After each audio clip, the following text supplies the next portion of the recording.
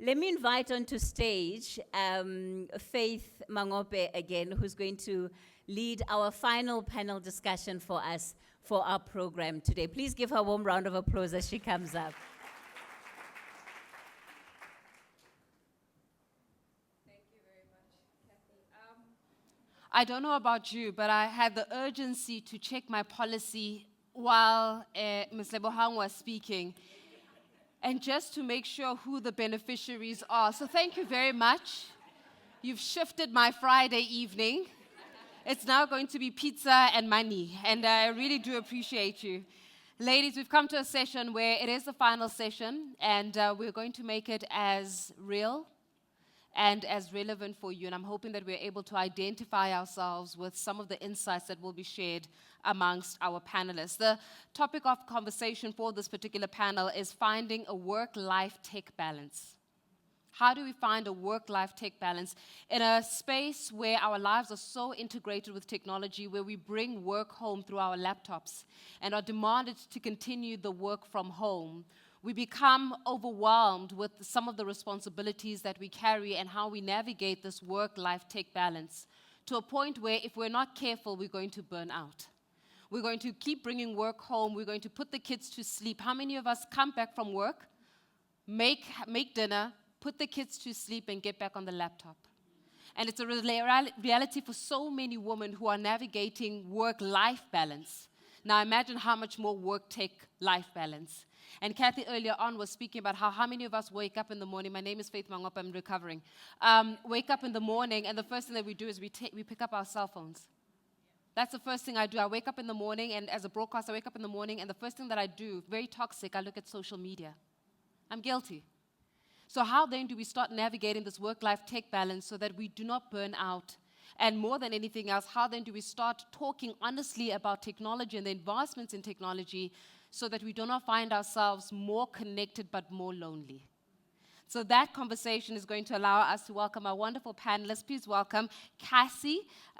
We've got Cassie Chambers, who's the Operations Director at the South African Depression and Anxiety Group. Please give Cassie a round of applause. Dr. Nomonde Mabuya, CEO of Qalo Digital Health as well. We're joined by Taz Emran Thomas, the People's Doctor. Give her a round of applause. Ms. Leora Hesse, last but not least, AI and Web3 educator, keynote speaker, and tech innovator. Give her a round of applause as well. Thank you, ladies. I really do look forward to the conversation. Just a reminder for you once again, please do remember to put up your questions on Slido, and we'll be reading out those questions as we continue with the program this afternoon. Cassie, let me give you the difficult task of going first. Thanks. Let's talk a little bit about technological connection. We seem as though we are so connected. Look at us, all on our phones, so connected. But in our connectivity, have we become more or less lonely? Oh, good question. So from research, it actually says a lot more people are connecting. We're online, we're chatting, we're speaking to people, we're liking, we're commenting. But when we look at our level of happiness, and there's been international studies around happiness index and loneliness, we're very lonely because the connections that we're making are not deep, meaningful connections. And we can even see that from SADAG's work. You know, what we've seen kind of post-COVID is our call volumes have increased from 600 a day to about 3,000 a day. Those are 3,000 people who had no one else to speak to when they were feeling down, but a stranger at a call center. And I think that's a really big question to our society, and saying, we've got all these friends. It's about how many friends you have on Facebook and Instagram and how many followers. But how many people do you have that if you're having a bad day, you can pick up the phone and say, I'm not okay? And it's again that facade, it's the what's cool, what's pretty online, and looking at you're at all the right places, doing the right things, but those deep, meaningful connections is what we're really missing. So we've seen an increase in loneliness, especially with post-COVID, where all of a sudden we were very social beings, and then we were told to socially distance from everyone. And that was really hard, and I think we've seen a huge impact actually on our children and teenagers, where they've been so disrupted in how to connect. And now we're in this new world where everyone is sitting at dinner with their phones. When you're watching TV, you're watching the TV and phone, and we're not really present. So it has had a huge impact on mental health, but also levels of loneliness, and feeling disconnected from the world. So that saying again of where you're in a room with 100 people, but yet you feel like you're all alone. And I think when we have so many opportunities to connect, we're not connecting on the right levels with the right people. Sure. As you said that, it landed that even when it comes to social media, they're so smart. They use words like. Yes. Are you liked? And they have the hearts as well.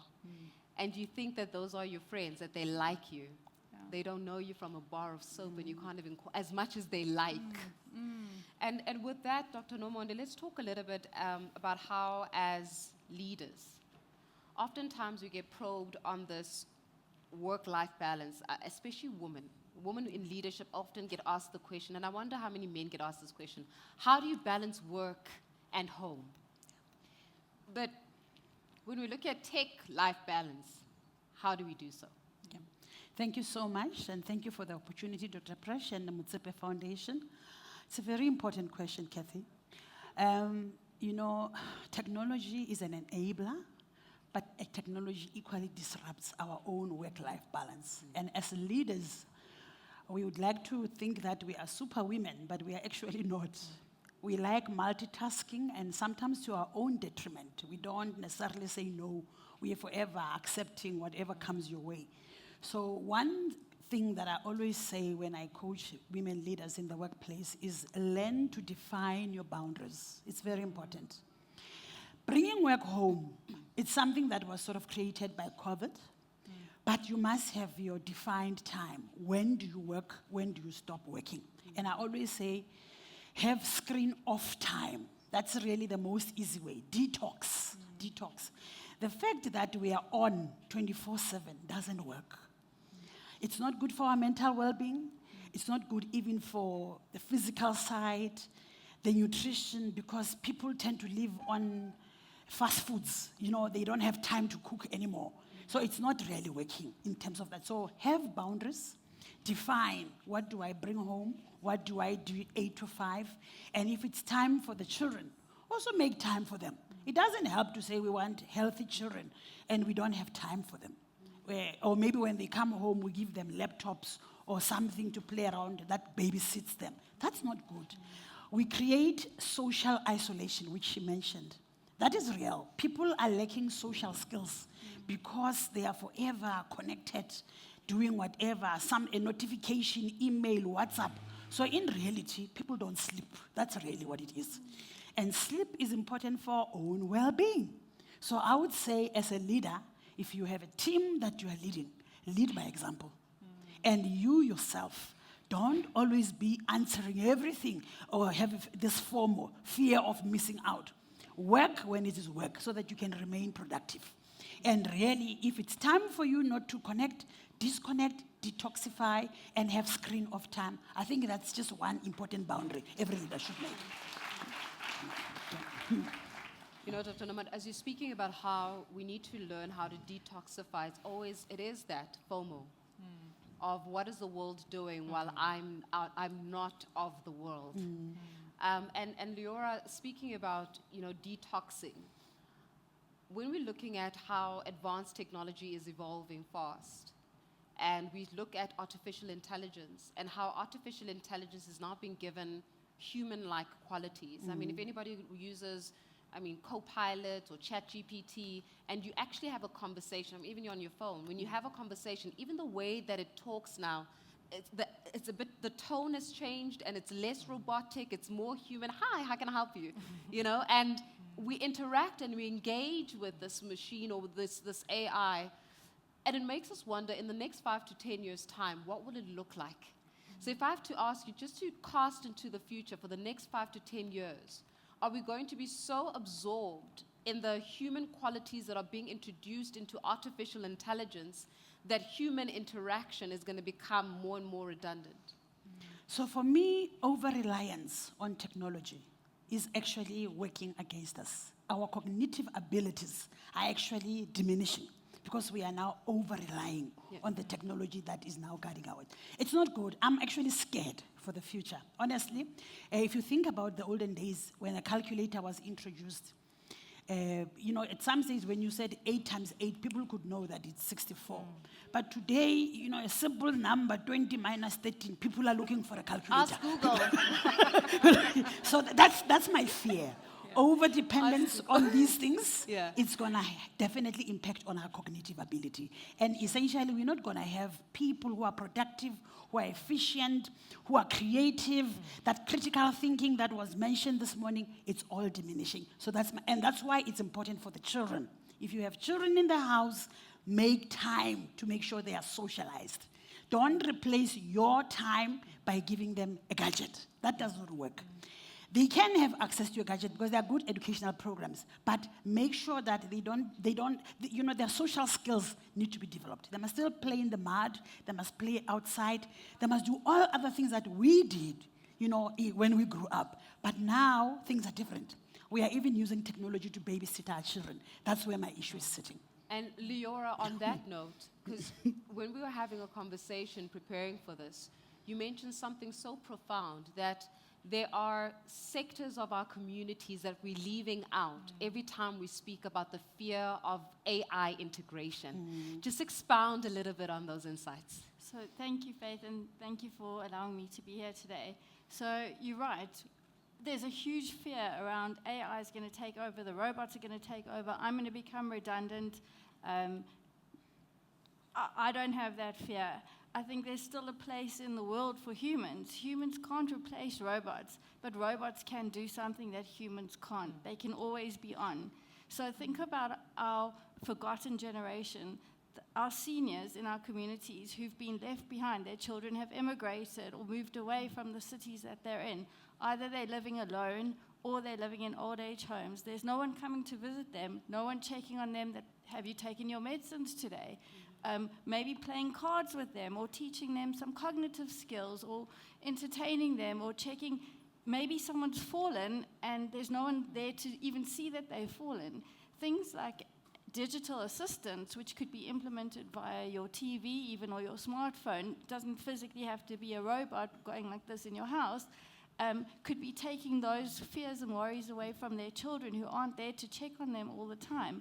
Or just taking away the loneliness because they're sitting at home all day alone and don't have anyone to talk to or entertain them or say, get up, do some yoga now. This is how you do it. Arms up, arms down, stand up, sit down. So I believe that there is a huge place for these digital assistants or AI or robots in the future, and that will pave the way for us to have a little bit more time on our hands to create human connections.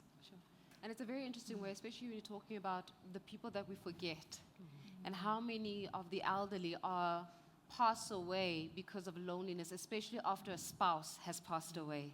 A lot of the life expectancies they diminish simply because of the longevity of time spent together.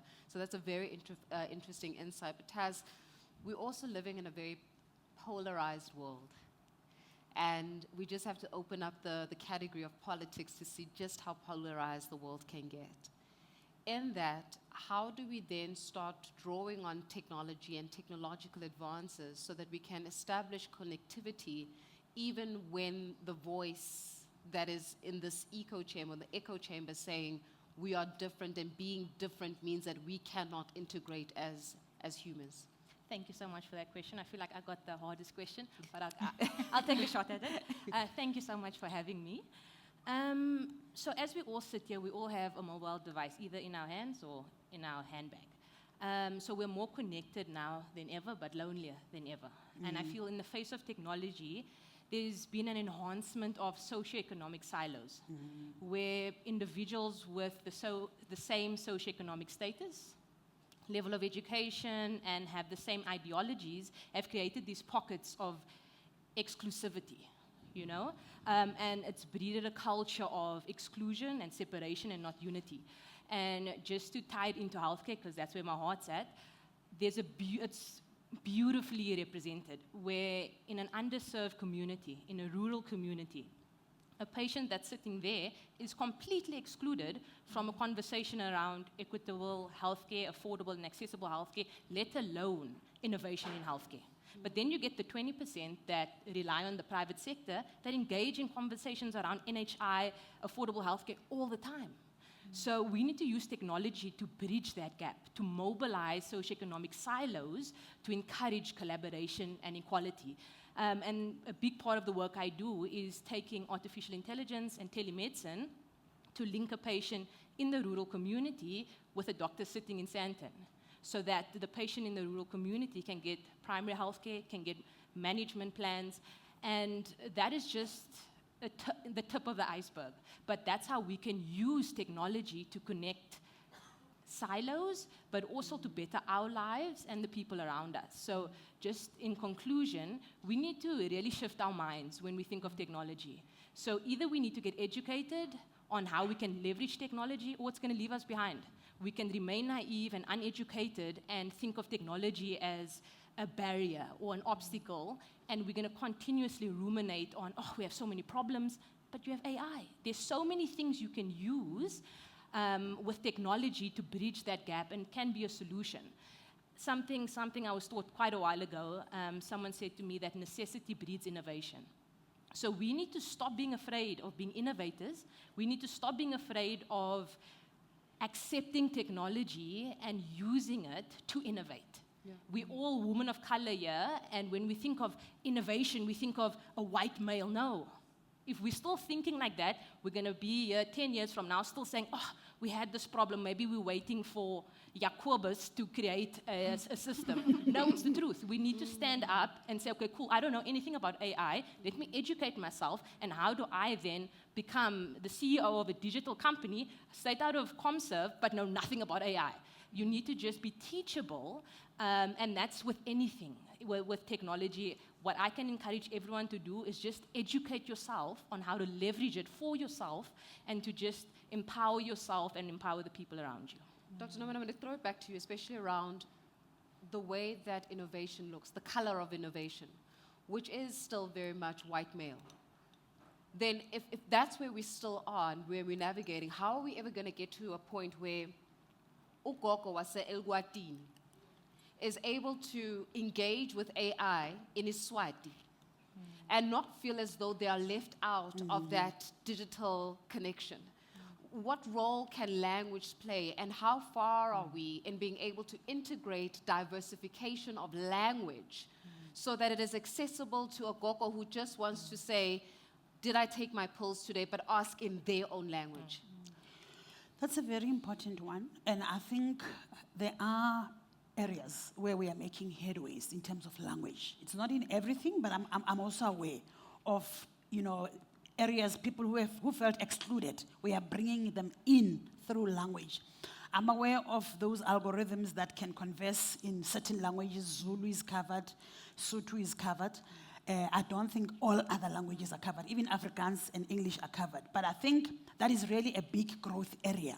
And for me, because I also work with lay employees, especially in the mines and people who talk all sorts of languages, it's a very key driver of why we need to change in the way we do things. Technology helps us to drive compliance. So if you are wearing your, and one of the things I push right now in the way I work is that to say, let's go for smart PPE. We give people hearing protection, we assume they wear it. Now, technology helps us to identify those people who are working in a high noise area, but they are not wearing their technology. And now, talking in their language helps them to then understand the instructions they get. So issue of language is big. We are not yet there, but I think we are moving in the right direction. And for me, that's the blessing of having technology, because it helps us with doing our things more smarter, more efficient at half the time. So I would say we need to definitely develop that. The rural parts, telemedicine is another area. In the rural side of medicine, we don't have specialists, but through the connection, we can then link those patients in whatever language, talk to them with a doctor in Sandton in their own language, and then it becomes more enabling. So for me, that's where we are definitely making good progress. Sure. And it is some place that we need to actually expand. But I feel when we expand, we also need to be able to look inward. And Cassie, this one is to you around, and I don't know how many of us can relate with this, but what does self-care look like in a digital age? And I think the idea of self-care, what we've been told as women, is it's a cup of tea and a bath. And I wish that all mental health would be able to be solved by a cup of tea and a bath. And I think it's really having to dig deep, that it's not just the pretty relaxation stuff, but it's the real intentional idea and action to look after ourselves, whether it be making sure we've eaten, that we've stretched, we're drinking water, we're moving, we're connecting. They've done so much research around having a good connected conversation with someone can boost your mental health and your well-being better than a run around the block, for example. Getting out, getting sunshine. There's so many intentional things we can do to look after ourselves. What also happens when you've had a busy day and you have to come home and someone says, oh, but you have to do half an hour of meditation, a half an hour of a walk around the block, you're exhausted. Our cup is empty. And now we're having to still give because you're busy at home and kids and homework, and it just never ends, right? So having to schedule it in, and I think this is a conversation around adding ourselves to our to-do list. We've got all these things that we keep adding and juggling, but we're not on there. So being super intentional. When we're looking at devices, it's very easy, just like children, to get lost in social media. How many times do you quickly look at Instagram and an hour later you kind of think, well, what did I just do? What have I actually watched and been through? And you've gone down that deep, dark hole. Especially TikTok nowadays. TikTok, absolutely. And those algorithms are so good because then they know your content and you just get sucked in. And it's having to do really intentional things of setting timers on your phone, so not getting lost in losing that time. Having that screen breaks are really important, both for our well-being and our mental health. But self-care, we're having to make a list. You need to make a list of what works for you, put it in your toolbox and try them. There was an amazing tip I watched and listened to in a podcast, that by just changing the colors on your phone to grayscale instead of these beautiful, vibrant colors can reduce your screen time by 50 minutes per day. Because if your phone isn't so pretty and everything doesn't look so gorgeous, you're not going to get lost in it. You're going to do what you need and get off. So those are small things that you can do as part of your self-care, but it's being really intentional. And I think we as women, and even to the men in the room as well, is we have to be very mindful to know and to check in with ourselves when we're not okay. And start those conversations early on. Don't wait for you to have the need to have 10 baths to help you get through a stressful day. It's to realize that you're not okay, pick up on those warning signs, do that mental health check-in early so that you can get help before it's too late, before it's a crisis. Because we know as women, our shoulders are big, our burden to care after everyone is there. So if we're not okay, we can't look after other people. There's that big saying that we kind of lost during COVID when no one was flying. When you go on an airplane now, we're so much more aware of what the air hostess tells us, right? Put on your own oxygen mask before you put on your child's oxygen mask. And as a mom, you're like, never. But when you actually realize that I can't save anyone if I'm not saved. And I think it's having to put ourselves at the top of that list, whether we're leaders, we're moms, we're wives, we're partners, we're girlfriends or sisters, is that we've been taught as society to put everyone else first. Yeah. Everyone's needs come before our own. But if we don't look after ourselves, we can't look after anyone else. And I really like that, Cassie. And let's go deeper.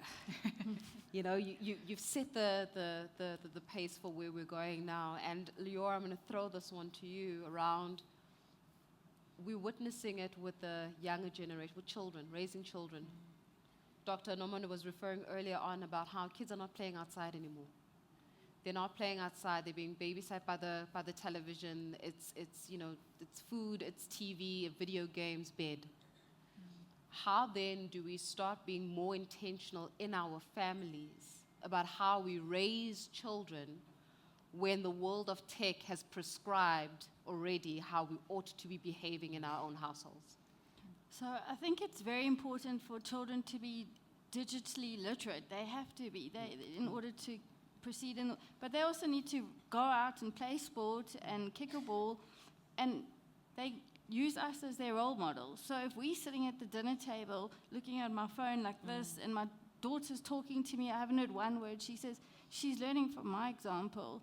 So it starts with us. We have to set those boundaries. We have to set those intentions as well. We have to say, okay, this is a screen-free zone, or dinner we out of bounds, or at night, for half an hour before you go to sleep, you will read a book. And if you don't read a book, I will take your phone away for a week, which is what I do in my house.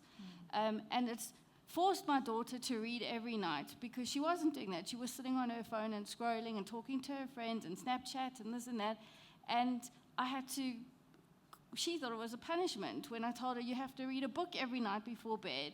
But now she's so used to it, she's excited to read her book. So they learn from us, and we have to lead by example. I live with my screens, my computers every day, all day, every day. I program AI, that's what I do. I train AIs. But I know that when it comes to a certain time of the day, if I don't show my daughter an example, how her and her friends are ever going to learn? Sure. And we're going to be taking some of your questions through. Of course, as I said, sliders are just waiting, and we've got lots of questions that are coming in through you. Thank you very much, and keep sending them. Let me go straight into it. How does a lack of work-life balance policies in organizations impact women and their exposure to career growth? And how does one overcome the lack of career opportunities because one chooses to be intentional about having a balance between being a wife, a mom, and an employee? Dr. Nomonde, let me start with you on that one. Yeah. So the workplace has got a number of policies, but we can't put everything into a policy. I think we also have to be realistic. There are just too many policies, and they are never effectively implemented in the workplace. So for me, there is no policy that must be there for work-life balance. But in our well-being strategy, we normally would define what we must do physically in terms of physical interaction with our employees, maybe create a gym for them so that they can go and have a gym. Psychological support, we bring an EAP service provider. That's a sort of broad policy that we bring. But we can't make a policy for everything. That's when we start really over-regulating ourselves. So I would say, let's be broad, let's be holistic. Physical well-being is important. So the workplace is a good place where there could be a gym, but there could be a psychologist who comes online or who gives online support or who comes face-to-face. That's part of it. And then the canteen. What we eat in the canteen is equally important. So that's all part of that wellness strategy, where then we then define maybe a certain section of the food in the canteen. We give color coding. If you are diabetic, this is not your section in the canteen. There is a special color for. If you are hypertensive, so there's many things we can do to specifically talk to the work-life balance kind of policy. But we can't put a policy for it. I like that. And Cassie, we speak of realizing the signs, but how do we approach employers that won't allow us to take those mental health days when you are seeing signs of burnout, but your employer won't allow it until you actually crash? How does one approach it? And with that, I've heard, especially with this Gen Z that has used terms like, my mental health is not being supported here. And in often cases, you'll find that Generation X or boomers will say things like, you guys are the fragile generation. So there's that difference, because on one side, it's like, and I'm guilty of it too. I call them fragile. I look at them and I go, you guys are fragile. Yeah. I used to work for 20 hours a day. But, totally. But it doesn't make sense, does it? So how do we do it? And I think it's again around our culture and the stigma, is that we talk about mental health, but we really don't put it into practice. And in our workplaces that are often led by older generation where you work long hours, you went above and beyond. We know even in the healthcare sector, having to work longer hours, do more with no resources, it becomes common. We've normalized it. And I think it's really like challenging it from a perspective. There was an amazing social media post that went viral in America where an employee sent a message to her boss to say, I'm really not coping, I need a mental health day. And he actually congratulated her. He commended her live, and she was so blown away that her boss would actually give her off because she wasn't able to work. And we put him on this pedestal, amazing CEO, and I thought, no, he's just doing what she's needing. She's not able to work, she can't function, so she deserves that day off because when she does come back, she'll be able to perform. I think there's also a balance here in that the language we use is really important, being able to have that open relationship in that workplace, and that's a whole other day workshop. We're talking around mental health in the workplace and psychological safety. But I think it's really having to have direct contact, whether it be with your line manager, with your colleague, or even your HR, to say, I actually need time off. Just as much as we normalize physical health, it's normalized to go to your gynae appointment, but if you need to go to your psychologist, people start whispering. So I think we have to change how we talk about it in our workplaces to role model that behavior And I think there's lots of young people here who, and I see a lot of dynamic women who are leaders already in that space. So we're having to change it in the teams that we're leading to encourage it, which even as a mental health NGO, we've had to do. And it can happen, and you can reap the benefits. It's just that we're holding on really tight to that older way of thinking. And even that we're seeing mental health as it's a sign of weakness, and actually it's not. I'm going to build up from that, and there's another question I want to get, and I would like for Taz and Dr. Maweres also to add to that one. But Taz, let me start off with you around how do we find balance between what we give our children physically in terms of time and giving them access to technology, which is a reality of the real world. So where do we strike that balance? I'm going to start with you, Taz. I'm going to go with you as well, Dr. Nomonde. Okay, so I think it's pretty simple. It might sound a little bit selfish, but just to Cassie's point, you have to fill your own cup first. So spending time with your kids comes after spending time with yourself. So that self-care needs to be sorted out first because we don't know how to do that. We think spending time with our kids fulfills us, which is what happens, but then you get burnt out and then you resent your kids and then you shout at them, but actually you just didn't fill your cup. So fill your cup first. Then spending time with your child shouldn't be, should I spend time with my child now, or should we spend time on TikTok? No, spend time with your child. And then give them breaks in between where they have screen time. So I think what I'm trying to highlight is the human interaction is important. Spend the weekends going on hikes with them. Go to their school sports days. Do things with them daily, and then technology needs to be an aftermath. Okay, now you have 30 minutes or an hour screen time. So kind of like a reward, but they shouldn't be dependent on it. So if you don't have time for yourself and you don't have time for them, then all they have is technology. So I think it starts with spending time with yourself, spending time with them religiously, and then in between, rewarding them with screen time. I think that's the balance for me. I like that. So for me, I think on the issue of spending time with technology with children, it's also issues of safety. There's a lot of cyberbullying, and we forget that. And some of the feed on your child's screen is dangerous. Oh, yeah. There could be many other things that you are not aware of, and that's why we need to define the time, the screen time. They must read a book, and that's important. So if anything, it's very educative, especially when you have children's programs. They can learn to count before they even enter their classroom. That is acknowledged, but you must regulate it. I think it's still important. Let's not live in a free world where it's just everything goes in this house. We shouldn't raise people like that. Their social skills need to be defined, because later on, when they are adults and they are leading a team, they could be good at accounting, balancing the books, no social skills, guys. That's a reality. Then people can't get it. Then every person who joins that team leader, they resign because their manager lacks social skills. We've seen that in our lifetime. So for me, it's that when you grow up, develop those social skills, go to an orphanage, spend time with orphans. We have 9 million orphans in this country. I wonder how many of us spend time in an orphanage just to hug a child, help them. Those are social skills. And you become empathetic over time because you've been exposed to that. So no matter how good you are, and I think we have a clear example in the US, very intelligent people, no social skills. So that sort of thing is real.